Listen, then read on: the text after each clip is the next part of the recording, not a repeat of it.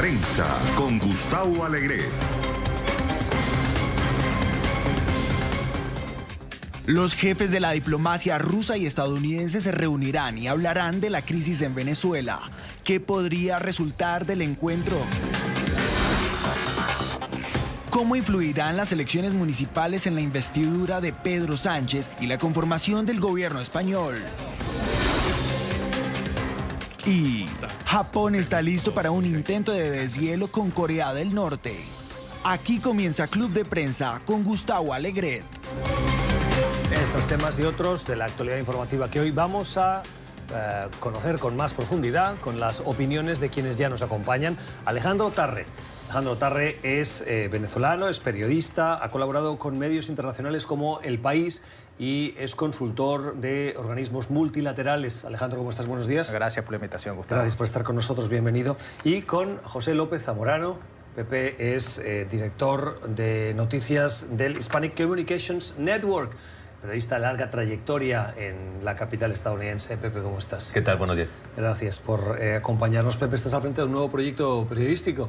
Es un proyecto periodístico, no es nuevo el proyecto, mi incorporación de tiempo completo sí lo es. Es una red de estaciones hispanas afiliadas que transmiten básicamente contenidos específicos para nuestra comunidad latina aquí en los Estados Unidos, y estamos conduciendo un programa de ayuda legal migratoria, que creo que es uno de los temas que más se necesita. Entonces ahora estamos colaborando con este grupo, muy entusiasmados, porque realmente tú sabes que las necesidades de nuestra comunidad son altísimas aquí en los Estados Unidos, y especialmente entre las personas más vulnerables. Así que poder llegar con información, sobre todo recursos a su alcance, ponerlos ahí para que los usen, me parece muy importante. Y también que conozcan sus derechos en este país. Mucha gente no sabe que independientemente de su situación migratoria, Gustavo, tú lo sabes, tienen derechos, y es muy importante que los conozcan. Pepe, ya que dices esto, ¿dónde pueden encontrar esa información? El grupo se llama La Red Hispana, lo pueden buscar en internet, en laredhispana.com. Tenemos muchísimos recursos para las personas, no solamente en temas de migración, por ejemplo, en temas de salud.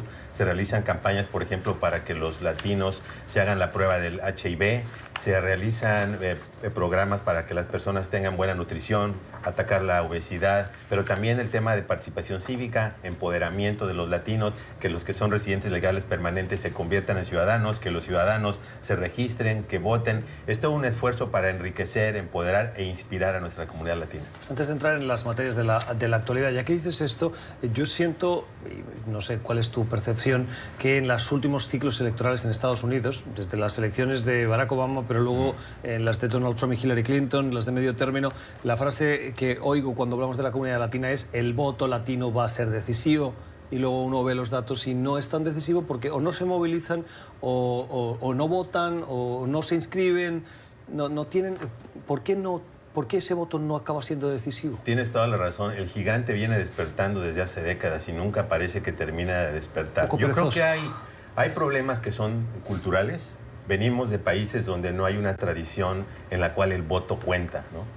Pasó mucho tiempo en nuestro país, en México, y he platicado con muchos líderes cívicos, por ejemplo, que han estado trabajando en las administraciones, y me decían, es que es un tema cultural, mucha gente no confía en el voto y no tiene esta tradición de participación, pero hay factores que son incluso estructurales. Hay acciones, iniciativas de supresión del voto, ¿no? Como por ejemplo cuando ves este clima antiinmigrante en algunos estados, donde a la persona le da miedo salir, aunque sea un residente legal, aunque sea un ciudadano, ¿no? Entonces, esos son factores que están influyendo. Y a veces, déjame decirte, los que cubrimos los temas latinos somos muy condescendientes, ¿no? Que los están esperando una buena razón para votar los latinos, que si no tienen líderes locales. Yo creo que la comunidad latina tiene que entender que son responsables de su propio destino. Y a veces hay que jalarles las orejas y a veces hay que hablarles fuerte, porque de lo contrario no se tiene autoridad para quejarse de las autoridades que nos están gobernando si no tenemos y no cumplimos con nuestra responsabilidad cívica de participar en la medida que podamos hacerlo, ya sea en las juntas locales, en la educación, involucrándonos en las juntas comunitarias, y después no solamente votando desde el nivel de superintendente escolar hasta legislaturas estatales, legislaturas federales, sino participando como candidatos. Muchas veces los latinos estamos esperando que alguien nos dé ese liderazgo, pero estoy muy esperanzado, Gustavo, porque platicando con jóvenes latinos, ellos están muy conscientes de esa realidad y ellos quieren ser los próximos líderes comunitarios de su lugar de barrio, de su comunidad, de su ciudad, y eso nos da mucha esperanza. Sí, sí, bueno, no, totalmente de acuerdo con Pepe.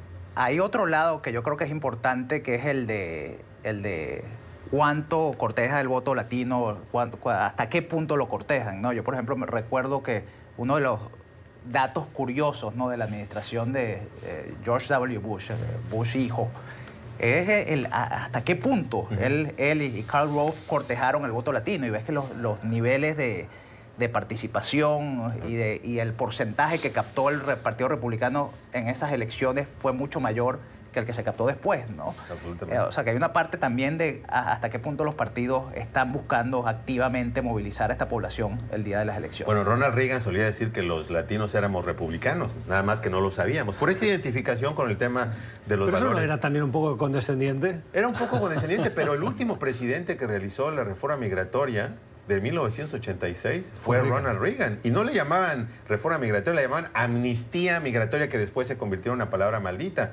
Y además, Bush ya en su época decía, y estaba consciente, y Karl Rove también, que la arquitectura de largo plazo de la fundamentación del Partido Republicano eran precisamente los hispanos, porque era un elemento que con el tema de los valores familiares, la educación, etcétera, los podías llevar al partido. Obviamente, Trump ha roto con ese paradigma, ¿no? Y me parece a mí, ¿no?, en el mediano y largo plazo, si continúa el Partido Republicano en la senda de Trump, se va a convertir en un partido regional blanco que no va a tener posibilidades reales de llegar a la presidencia. En 2045 vamos a ser más de 70 millones de hispanos. O sea, nuestra fuerza demográfica, espero, poco a poco va a estar emparentada y equivalente, va a tener paridad con nuestra fuerza política. Eso me hace pensar en las políticas de mano dura y de restricción que esta administración está impulsando.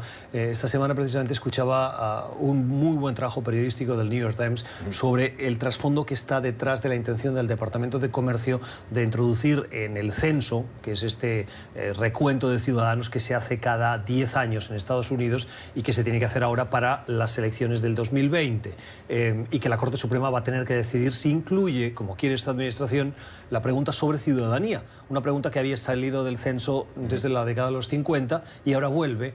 Y lo que había de fondo, uno desde fuera y viéndolo así con una distancia corta, puede pensar por qué el gobierno no puede saber si sus ciudadanos son nacionales o no. Pero es que el motivo que hay detrás es que primero aleja a muchos ciudadanos a responder, y al no estar en el censo no van a poder votar. Y eso pasa en regiones donde puede haber latinos, donde haya un cierto miedo porque la política de presión, es decir, el contexto, la coyuntura de persecución o de intentar identificar a ciudadanos irregulares en Estados Unidos tiene una influencia importante en esa pregunta que podría ser aséptica en otro contexto. Claro, y va más allá. O sea, hay estudios muy exactos que estiman que hasta 6.5 millones de personas podrían no ser contadas si se mantiene la pregunta, y esperemos que la Corte Suprema la deseche. Pero a nivel regional, estados donde hay una fuerte presencia latina, no necesariamente todos ciudadanos, Texas, ¿no?, California, Nueva York, Florida, Illinois. Si tú excluyes a ese universo potencial que no va a participar en el censo, se va a hacer una redistritación electoral totalmente dispareja en 2021. Por lo tanto, la representación del Partido Demócrata, ¿verdad?, va a disolverse absolutamente en algunos. Es más, podrían perder incluso escaños específicamente. No va a afectar las elecciones de 2020 porque va a ser un año después de la redistritación, pero sí lo podría afectar, por ejemplo, en 2024. Sí. En una nota un poco más optimista que la de Pepe, o sea, yo sí creo que esta es una lucha en el largo plazo contra tendencias demográficas que el Partido Republicano está condenado a perder, pues, ¿no? De que tarde o temprano ellos van a tener que cortejar este voto. Es decir, esta actitud actual, pues, del Partido Republicano de Trump, claro, no se pueden dar el lujo de tenerla en el largo plazo. O contentarse con ser un partido de oposición sin aspiraciones reales de llegar a la Casa Blanca. Exactamente. ¿Y usted qué opina? Club Prensa NTN24. Háganos llegar sus puntos de vista, que también nos gusta conocer lo que piensan ustedes sobre estas y otras cuestiones de la actualidad. Hemos comenzado esta conversación de manera espontánea y no estaba prevista dentro de nuestros temas, pero nos ha parecido interesante abundar con la excusa del cambio de proyecto periodístico profesional de uno de nuestros invitados, muy querido Pepe López Zamorano. Otras cuestiones que pasan también por Venezuela, lo veían en el programa La Mañana, la presencia del líder opositor Leopoldo López, Algunos dirían, oiga, ya no es opositor, forma parte del gobierno reconocido de Juan Guaidó. Bueno, en cualquier caso, Leopoldo López, que dice que no le tiene miedo a la cárcel, no la desea, es un infierno, pero actitud desafiante, llamando a la movilización y anunciando que vienen más desafecciones de los militares con el régimen de Nicolás Maduro. Esto cuando faltan pocos días para una reunión, Alejandro, entre los jefes de la diplomacia de las dos naciones que hoy más presión están poniendo por un lado y el otro a Venezuela. Sergei Lavrov, el secretario de Relaciones Exteriores ruso, y Mike Pompeo, que se van a encontrar la próxima semana en Finlandia. Sí, sí. Sí, bueno, sin duda Venezuela se ha convertido en parte de un juego geopolítico importante, pues, ¿no? Que tienes por un lado a Estados Unidos, a las potencias europeas, al Grupo de Lima, ¿no? Del lado de defender, pues, al presidente interino Juan Guaidó, y por el otro lado, defendiendo a Maduro, los intereses de Maduro, tienes a Rusia, a Irán, a Cuba, a Turquía, ¿no? Esto, o sea, yo creo que hasta cierto punto esto no es totalmente nuevo, ¿no? Pero sí el nivel de involucramiento, pues, ¿no? de Estados Unidos y Rusia es mayor, ¿no? Tú tienes a la oposición hasta cierto punto dependiendo cada vez más de Estados Unidos, es decir, de la presión a través de las sanciones, ¿no? De la influencia que tiene Washington, por ejemplo, en que el gobierno decida o no decida arrestar a Guaidó, en la capacidad de coordinación diplomática que tiene Estados Unidos, es decir, una cantidad de factores donde la oposición necesita a Estados Unidos, ¿no? Y al mismo tiempo tienes al gobierno también cada vez más dependiente de Rusia, de Irán, de Cuba, en términos de espionaje, de persecución, represión, armamento, etcétera, ¿no? Como dije, esto no es totalmente nuevo, pero sí hay un nivel de involucramiento que no había ocurrido antes. Sí, definitivamente. Yo creo que esta lamentable resurrección de la Guerra Fría, ¿no? Y el papel que están haciendo jugar en Venezuela los grandes poderes, pues debería francamente de cesar, ¿no? Yo creo que no le hace bien a ningún país para definir su futuro que se perciba como que es una reacción o en apoyo a lo que dicen otros poderes. Y yo creo que va más allá que eso, ¿no? Las expresiones públicas que hemos escuchado, por ejemplo, de funcionarios de Estados Unidos, que como una especie de sembrar la discordia, de que hay infidelidades dentro de las fuerzas militares, ¿no? Sin que se citen fuentes, sin que se dé claridad a esos planteamientos, pues yo creo que hace más que enturbiar un poco la situación de por sí ya polarizada, ¿no? Y vemos estos grandes extremos. Por una parte tienes este involucramiento inédito, efectivamente, de potencias como Estados Unidos, como Rusia, y por otra parte tienes la posición, por ejemplo, de otros países como de México, que ha sido totalmente manos fuera, ¿no? Argumentando el tema de la no intervención y de los asuntos internos, que básicamente busca dejar que la situación se resuelva internamente, ¿no? Yo creo que sí hay elementos, hay factores que podrían contribuir a una solución, pero yo no sé si el papel que están jugando en este momento Rusia y Estados Unidos en lo particular, ¿no? Sembrando esta situación de la confusión y de la discordia, ¿no? Versiones no confirmadas, que si Rusia convenció a Maduro de que no saliera del país, esta percepción de Estados Unidos de que hay ciertos militares o cierto círculo de colaboradores muy cercano a Maduro que aparentemente lo están traicionando, etcétera. Es decir, yo creo que eso enturbia demasiado las aguas y no es nada sano para un proceso de por sí muy complicado. ¿Y eso no forma parte de una estrategia de guerra psicológica? En el momento en el que desconfías hasta de tu sombra, llega un momento en el que la paranoia puede llevarte a tomar decisiones que acaban buscando fundamentalmente tu supervivencia. Y uno de los elementos fundamentales de gran parte de la comunidad internacional es que Maduro abandone sus responsabilidades y salga. Sí, bueno, yo creo que, ¿sabes? Si damos un paso atrás, ¿no? Esto no es un simple juego relativo de que uno apoya a uno. Es decir, yo creo que la comunidad internacional, el Grupo de Lima, Estados Unidos, las potencias europeas, ¿no? Tienen razón en estar apoyando al presidente interino Juan Guaidó y de tener un rol más activo, pues, en este apoyo, ¿no? Ahora, dicho esto, ¿no? Yo creo que es una realidad innegable, pues, ¿no? De que Venezuela hoy es parte de un juego político, geopolítico de una manera que no lo era antes, ¿no? Ahora, eso no quiere decir, ¿no? que Washington o el Grupo de Lima deben apartarse, pues, ¿no? Y dejar de presionar al régimen de Maduro. O sea, yo creo que esta presión es bienvenida y no debe cesar. En las últimas horas se ha confirmado por parte de la diplomacia española que Leopoldo López está en la residencia del embajador español en Caracas en calidad de huésped. Y el titular de Relaciones Exteriores, Josep Borrell, ha insistido en que si bien no van a entregar a Leopoldo López a las autoridades de Venezuela, del gobierno de Maduro, sí han dicho que eso no se va a convertir, Pepe, en un centro de activismo político. ¿Es Leopoldo López el nuevo Julian Assange? Fíjate que yo pensé lo mismo cuando vi esas declaraciones del canciller español, precisamente porque todos vimos, ¿no?, cómo Assange salía al balcón de la embajada de Ecuador en Londres, ¿no?, y hacía desde ese balcón activismo político. Me parece que es un punto importante que hace España, ¿no?, porque obviamente lo están recibiendo con mucha hospitalidad. España es uno de los más de 50 países que reconoce la autoridad política de Juan Guaidó, y en ese sentido ha sido consecuente con que le haya dado cobijo, hospitalidad en la embajada, pero probablemente entiende que también debe tomar una posición, pues, hasta cierto punto moderada en este tema, y el hecho de que la embajada española o la residencia del embajador de España en Caracas se convirtiera en fuente de activismo político de Leopoldo López, ¿no?, amparado, digamos, por la inviolabilidad de la diplomacia, pues yo creo que sí le generó algún tipo de chispas de problemas a España. Me parece apropiado. Yo creo que el señor tiene su derecho de hacer sus expresiones públicas. Obviamente la situación es difícil en este momento.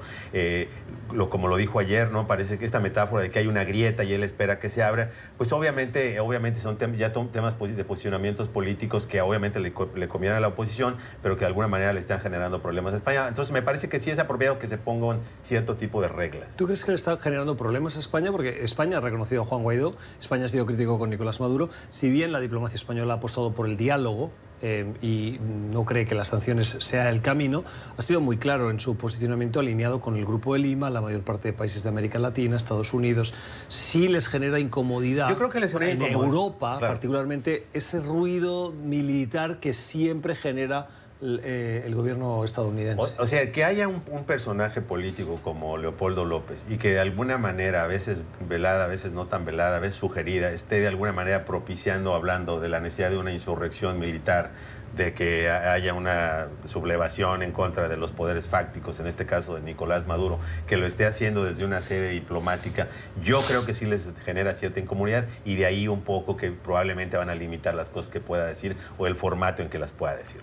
Sí, no, totalmente de acuerdo. Es decir, España tiene todo el derecho del mundo a decir, mira, yo te puedo dar cobijo, te puedo dar incluso asilo, puedes quedarte aquí, pero tú no puedes tener una actividad política intensa dentro de la embajada, ¿no? O sea, yo creo que es una posición razonable, y yo me atrevería a especular que Leopoldo López no tiene ese plan, ¿no?, de hacer política desde la embajada. La primera parada de Leopoldo López, después de verle en libertad este martes, fue la Embajada de Chile. Probablemente en la Embajada de Chile hubiese sido más cómodo poder hacer ese activismo, porque Chile sí ha sido una voz más prominente, no forma parte de ese países de grupos europeos que tienen esa incomodidad con Estados Unidos y la parte militar. En esa embajada, si no estoy mal, está Freddy Guevara. La relación de Freddy Guevara y Leopoldo López, Alejandro, ¿crees que es buena? Sí, bueno, sí, hasta donde yo sé es muy cercana, pues, ¿no? Son miembros del mismo partido, ¿no? Freddy Guevara, yo creo que Leopoldo López fue siempre en su carrera una especie de mentor, ¿no? Pero bueno, eso es un ejemplo de hasta qué punto puedes llevar, ¿sabes? Puedes hacer política desde una embajada, ¿no? Freddy Guevara no es que está hablando... No, ha desaparecido. Sí, ha desaparecido, no es que está hablando en televisión, ¿no? De vez en cuando creo que usa su cuenta de Twitter, pero yo creo que hay, bueno, Freddy Guevara y todos los políticos que están asilados a una embajada están conscientes de que no le pueden crear problemas a esa embajada que le está dando resguardo. Evidentemente, yo creo que sí. A mí me parece razonable. Vimos, por ejemplo, en el caso de Assange, por usar la comparación, nada que ver con Leopoldo López, el hecho de que tomara ciertas actitudes, de que estuviera recibiendo personas allí, de que estuvieran de alguna manera pues, haciendo sus conspiraciones, de que estuviera haciendo activismo, de que desde allí, desde la embajada, incluso estuvieran tratando de hackear sitios o penetrar sitios. Obviamente eso crea un problema diplomático, independientemente de las afinidades políticas e ideológicas. Así que me parece que mientras sean unas reglas claras para todos los actores políticos, yo creo que es la manera de proceder. Yo no sé si vosotros sabéis, antes de ir a la pausa, comparto mi duda por desconocimiento, y tal vez nuestros analistas nos puedan ayudar. Cuando un invitado o un huésped en una embajada sube a un vehículo oficial y quiere salir del país, ¿ese vehículo también tiene la protección diplomática cuando llega al aeropuerto y sale? Es decir, dicho de otra manera, ¿puede Freddy Guevara subirse a un vehículo del gobierno de Chile y salir por el aeropuerto en un vuelo por la protección de ese gobierno? Sí, yo no estoy seguro sobre si eso es posible. Creo que no, porque, o sea, yo siempre siento que ese tipo de escapes desde una embajada no son fáciles, ¿no? Y por esa razón uno no los ha visto, pues, ¿no? Pero no estoy seguro, o sea, tendría que consultar. No tengo mucha certeza sobre el tema, pero sí sé que, por ejemplo, las cosas que le pertenecen a la embajada, por ejemplo, las valijas diplomáticas son absolutamente inviolables y están protegidas. Se tendría que meter dentro de una valija. Tiene que meter con una valija. Yo creo que en ese tipo de casos más bien estaría pensando en una salida negociada, donde ya haya un otorgamiento explícito de asilo político y, por lo tanto, por ser ya asilado de un país, se le busque un salvoconducto en un vehículo oficial de la embajada en caso que su determinación sea salir del país. No creo que le permitan andar en un vehículo oficial dando vueltas por Caracas, ¿verdad? Claro. Pero yo creo que tendría que ser algo negociado. Bueno, dudas en nuestro análisis hoy con José López Zamorano y con Alejandro Tarre. Primera pausa y regresamos con otras cuestiones de la actualidad en este Club de Prensa de hoy viernes.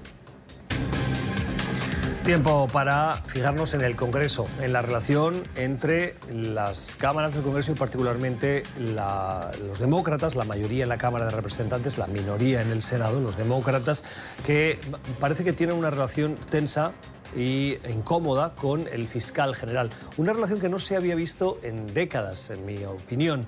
Una relación que ha llevado incluso a Nancy Pelosi, la líder de la Cámara de Representantes, a acusar a William Barr de haber mentido y, por lo tanto, bajo juramento, haber cometido crimen, perjurio. Y en las últimas horas hemos visto a un William Barr que, después de participar en la sesión del Comité Judicial del Senado, acribillado a preguntas, decidió no comparecer en la misma audiencia, pero de la Cámara de Representantes. Dijo que, por una cuestión de falta de acuerdo en quién haría las preguntas, prefería no ir. Pepe, ¿la relación que resquebraja la institucionalidad, a tu juicio? En mi opinión, sí, ¿no? Y ya que mencionaste este tema de que décadas, ¿no? Pues sí me recuerda justamente la terrible mala relación que había durante la era Nixon, ¿no? Entre el Congreso, el aparato judicial, etcétera. Y yo creo que sí es serio el tema porque quienes hemos visto las presentaciones públicas del señor Barr, quienes hemos visto y leído el resumen que hizo del reporte del señor Mueller, pues obviamente nos genera mucha confusión si sí entiende que su papel es el procurador general de la nación y por lo tanto su papel es vigilar la vigilancia del Estado de Derecho, si realmente se ha convertido, como dicen los demócratas, en un abogado del presidente, ¿no? La manera en la que contestó las preguntas durante su audiencia legislativa, la manera en que fue de alguna manera desafiante hacia los legisladores, el hecho de que sus testimonios no coinciden necesariamente con las palabras, con la explicación o la clarificación que ha pedido el propio fiscal Mueller, creo que sí arrojan pues muchas interrogantes sobre el papel que está jugando. El hecho de que no comparezca ante el Comité Judicial de la Cámara de Representantes precisamente porque iba a ser cuestionado por los abogados, es decir, impugnó el formato, creo que agrega, ¿no?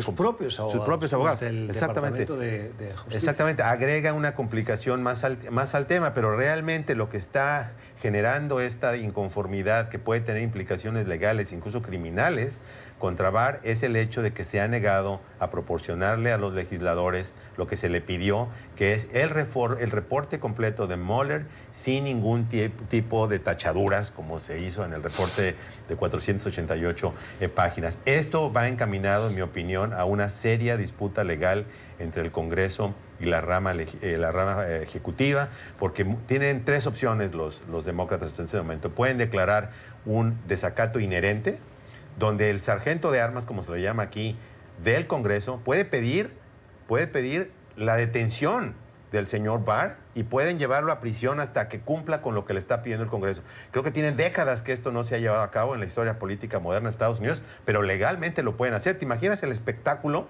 del sargento de armas y la policía del Capitolio buscando al procurador general, protegido por guardias federales, tratando de arrestarlos? Sería una cosa sin precedentes. Pueden después pedir simplemente una certificación del desacato, donde le pedirían al Departamento de Justicia que él haga la conminación al funcionario para que entregue el documento, lo cual obviamente es totalmente impensable, porque el Departamento de Justicia pues, es rama ejecutiva, es el procurador, así que eso no ocurría. Es una opción más lógica cuando el supuesto personaje en desacato no es de la rama ejecutiva. O tercero, pueden pedir que una corte, un tribunal, haga el desacato y por lo tanto oficialmente pida, ¿no?, una comparecencia judicial, ya no del legislativo, sino del aparato judicial de este funcionario, y obviamente eso implicaría un proceso de batalla legal donde se rehusaría el Departamento de Justicia, probablemente argumentarían privilegio ejecutivo o alguna cosa así, y por lo tanto sería una batalla legal interminable. Pero esto obviamente abre un franco de batalla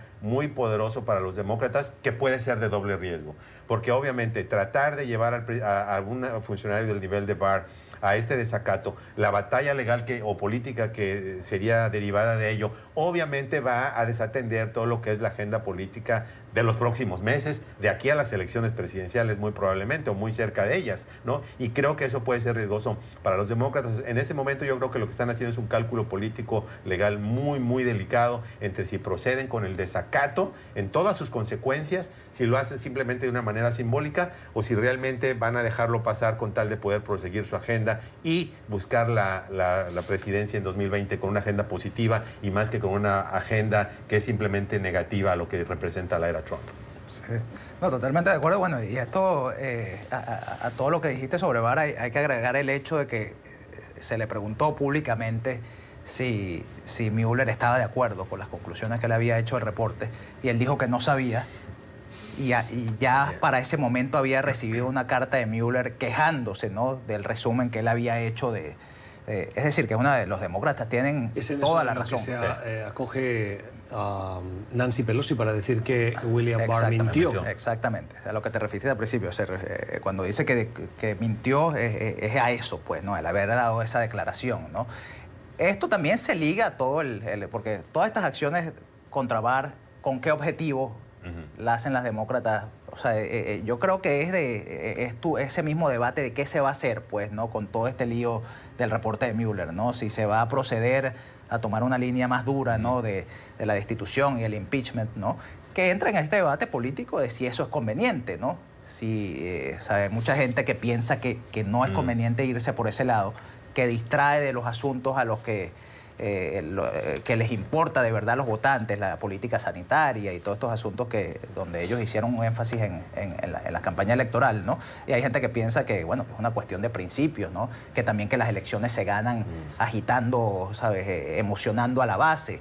Y que el impeachment de Nixon también empezó con una baja popularidad y después eso subió y el escenario se hizo más viable. Yo creo que Pelosi ahora está apostando un camino medio de no descartar el impeachment, pero seguir investigando, ver qué se descubre y ver si hay un cambio en la opinión pública que haga esto viable o no. Lo que pasa que, y antes de cambiar el tema, os quiero compartir una percepción que tengo desde hace días. ¿Qué rol tiene que jugar el fiscal general? Quiero decir, el fiscal general lo propone el presidente de los Estados Unidos y es ratificado por el Senado. Este es un proceso habitual. Pero ese fiscal general, que responde al presidente, también tiene que mantener la independencia del tercer poder de una república como es la de Estados Unidos, el legislativo, el ejecutivo y el judicial. Entonces, ¿dónde está la línea, Pepe, entre defender al presidente pero defender la institucionalidad de la independencia judicial?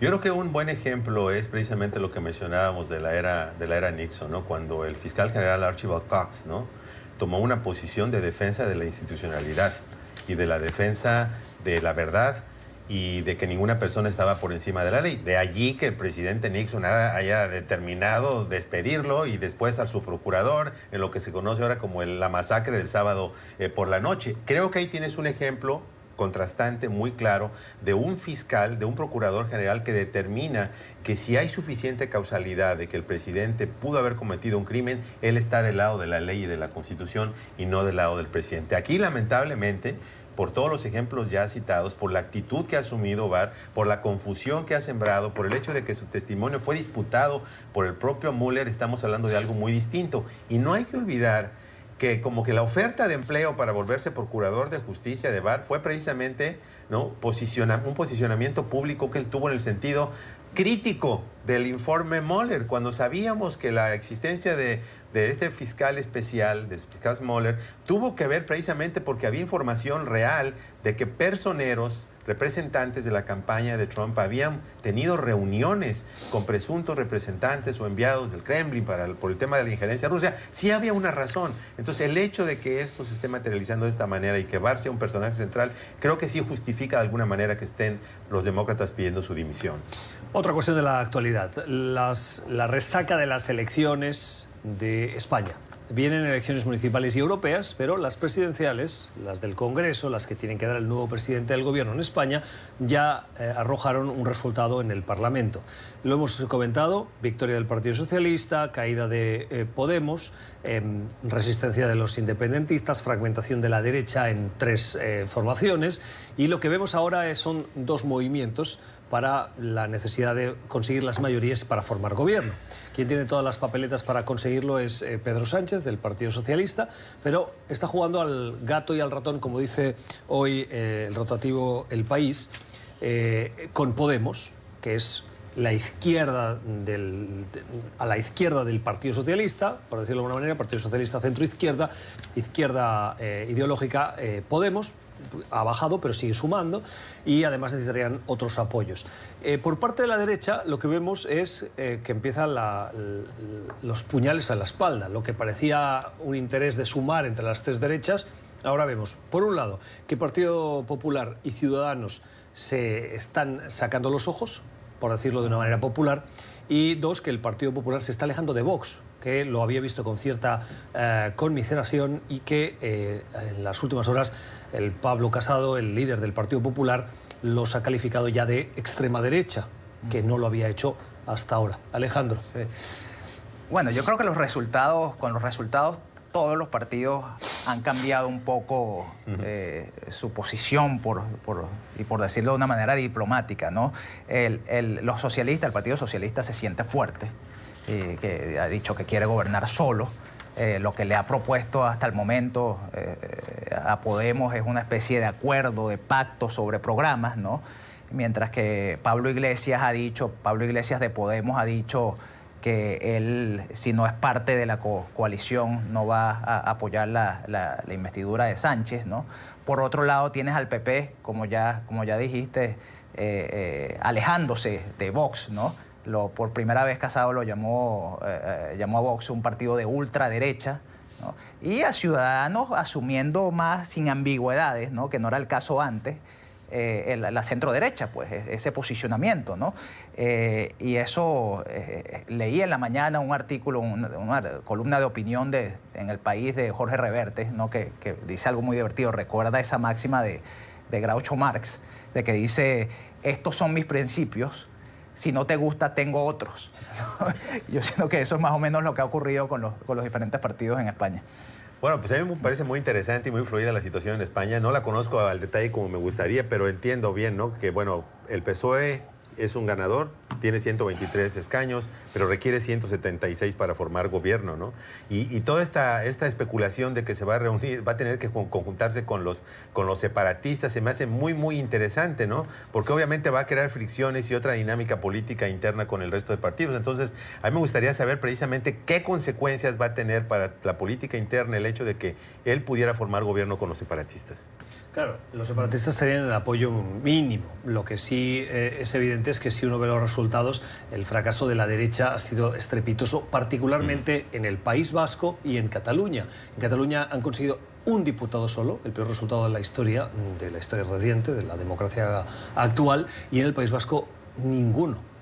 O sea, claramente las fuerzas soberanistas, nacionalistas en estas 2 regiones, que son tal vez las que sienten más su propia nacionalidad, pues han visto cómo se mantenían en el voto. El partido de Esquerra Republicana de Cataluña, que es el partido de izquierda independentista, ha sido el más votado por primera vez en unas elecciones generales.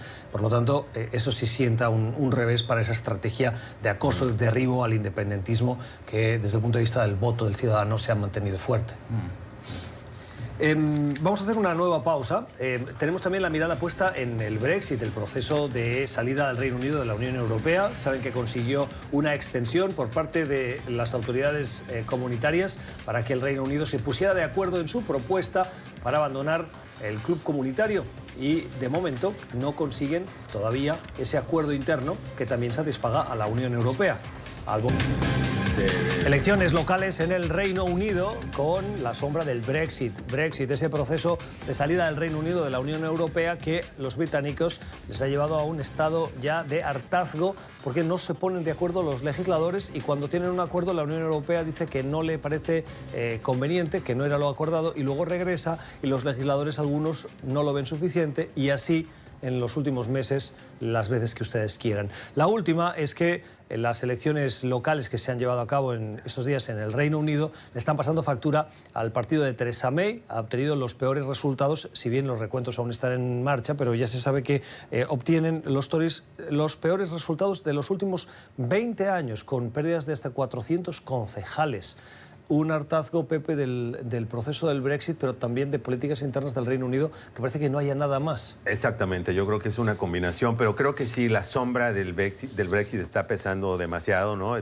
Básicamente, Theresa May le destinó todo su capital político al acuerdo con la Unión Europea solamente para ser rechazado internamente en Gran Bretaña, y creo que esto tuvo un efecto político notable, ¿no? El hecho de que sea la peor debacle política, más o menos anunciada en los últimos 20 años, te habla, ¿no?, de cómo la dinámica del Brexit está cambiando la fisonomía de la política interna de Gran Bretaña, porque no solamente perdió el Partido Conservador, los laboristas mismos, ¿no?, tuvieron un revés en ayuntamientos del norte industrial del país, ¿no? Entonces aquí hay un reacomodo interno muy interesante, ¿no? Quisiera tener una bola de cristal para ver qué va a ocurrir con esto, pero este es un realineamiento total de la política interna en la Gran Bretaña, ¿no? Todas estas fuerzas que se movían, por ejemplo, a favor del aislacionismo, la preocupación por la seguridad económica, están haciendo que las personas realmente piensen con mucha profundidad cuáles son sus verdaderos intereses, ¿no? Yo creo que todavía es muy temprano para saber cuál va a ser esa dirección de la política interna de Gran Bretaña, por el hecho de que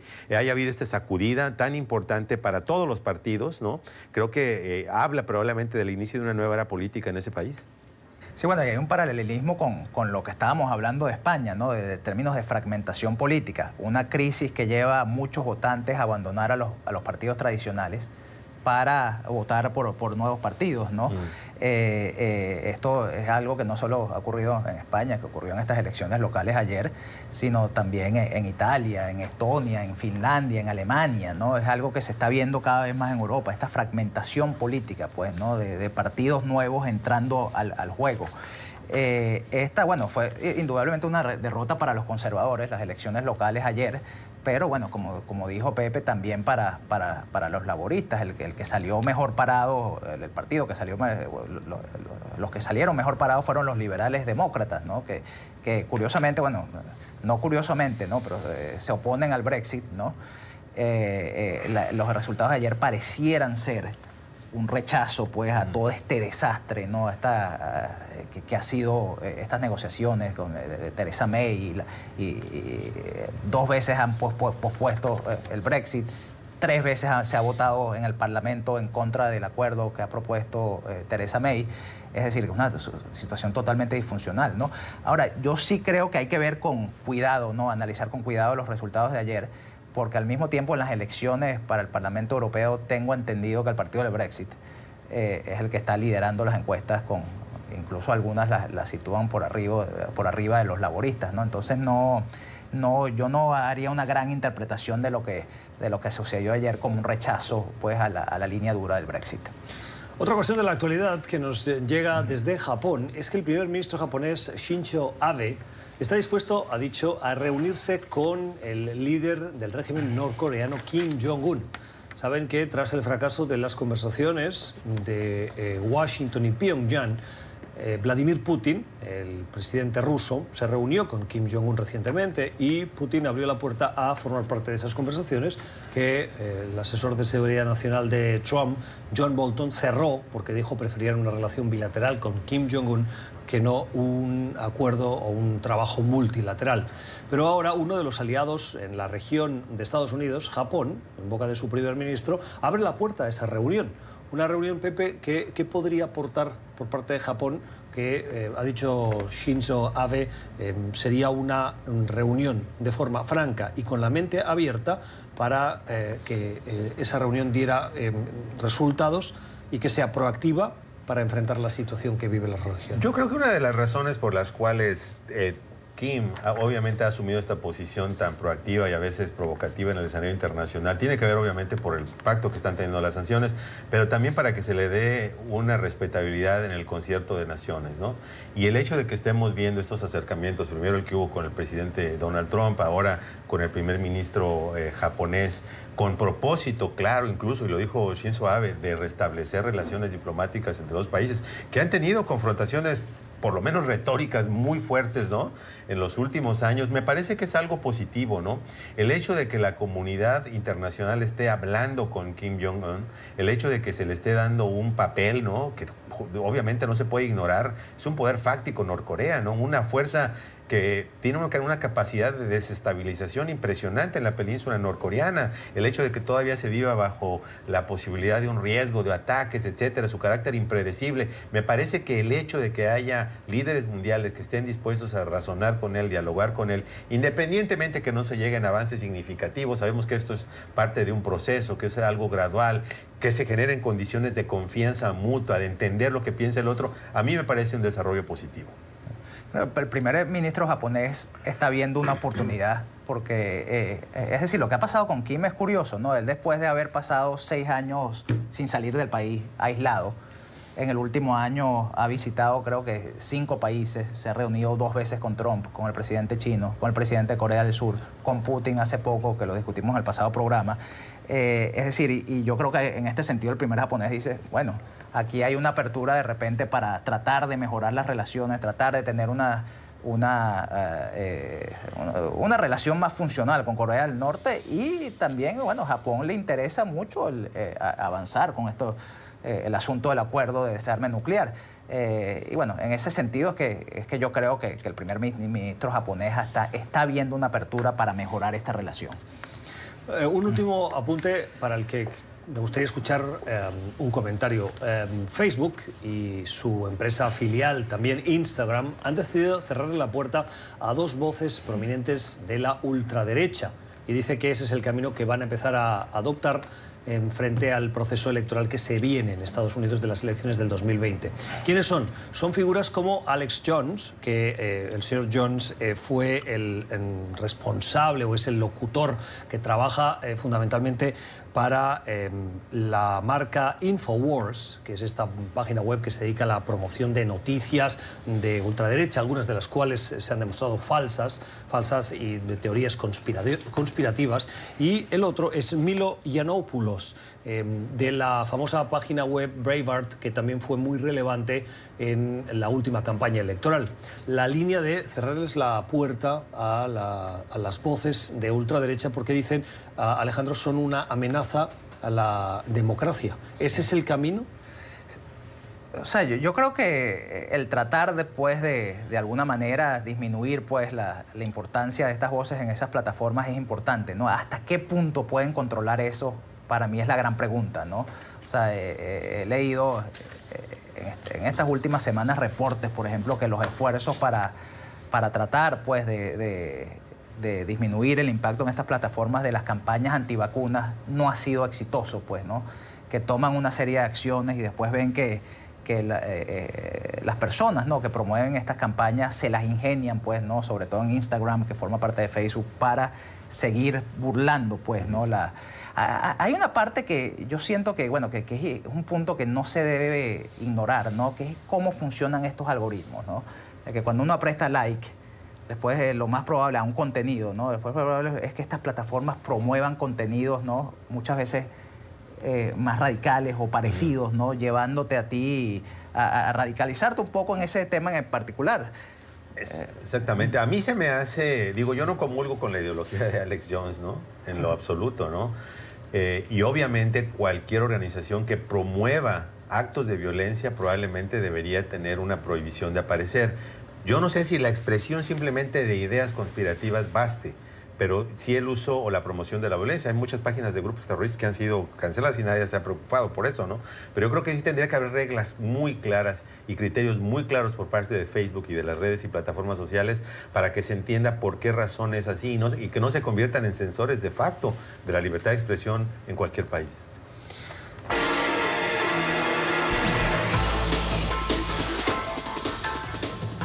La mala semana.